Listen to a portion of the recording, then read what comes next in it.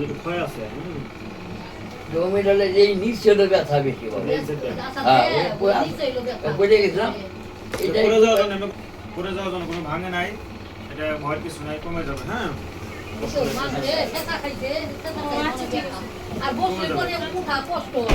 এখন হলো বয়স হয়ে গেছে, এখন হলো হাঁটু ক্ষয় ধরে গেছে, এখন যেটা করতে হবে আপনার হাঁটু ভাঁজতে দীর্ঘক্ষণ বসা যাবে না। তারপরে আপনার